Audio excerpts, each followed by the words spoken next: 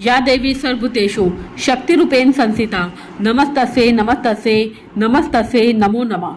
जय माता दी दोस्तों, मैं करुणा और जगत जननी के कृपा यूट्यूब परिवार में आप सभी का स्वागत है। पारण का सही तरीका क्या है? कई भक्त अष्टमी में पारण करते हैं तो कई नवमी पर, कई लोग 10वीं तक व्रत करते हैं। क्या वो उचित है? शास्त्र का विधान क्या कहता है? आपके घर में जो कलश है, माता रानी की चौकी है, उसे कब हटाएं? सुपारी, चावल, सिक्का जो आपने कलश में डाले थे, उसका क्या करना है?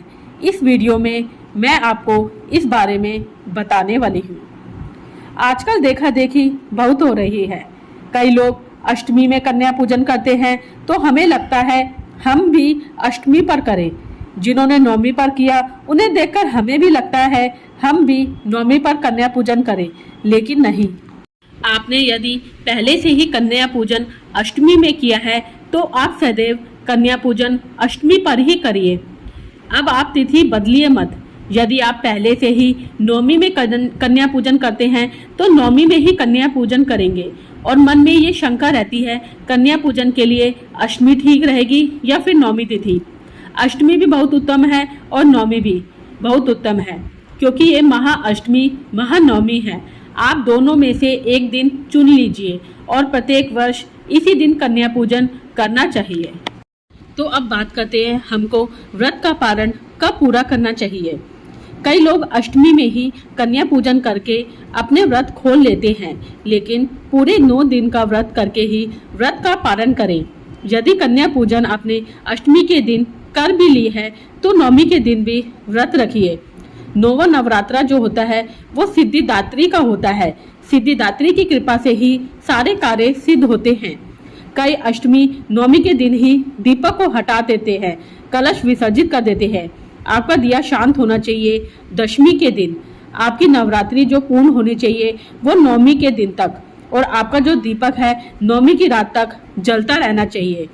यदि आप अष्टमी के दिन व्रत का पारण कर भी चुके हैं, लेकिन कलश और दीपक को रहने देना चाहिए, वो विसर्जित नहीं करना चाहिए।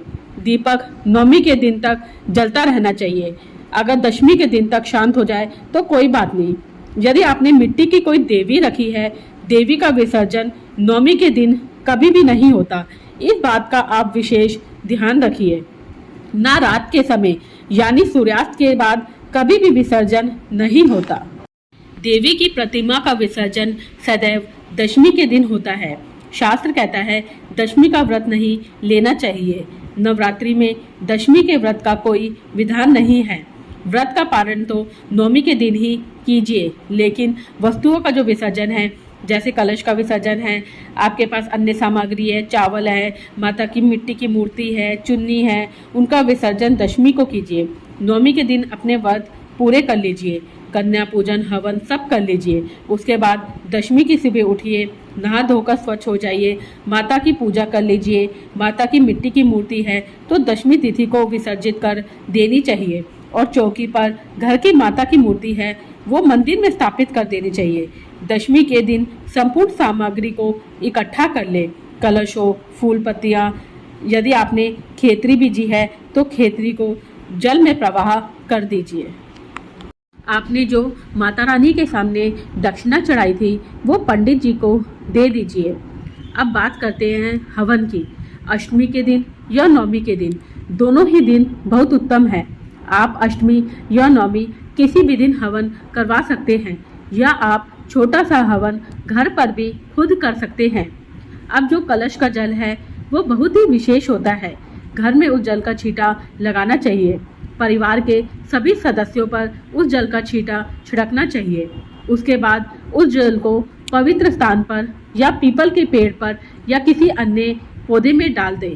कई लोगों ने मुझसे पूछा कि वो जल सूर्य को दे सकते हैं, तो नहीं, सूर्य देव को वो जल नहीं देना चाहिए। उसमें अन्य देवी देवताओं का वास होता है।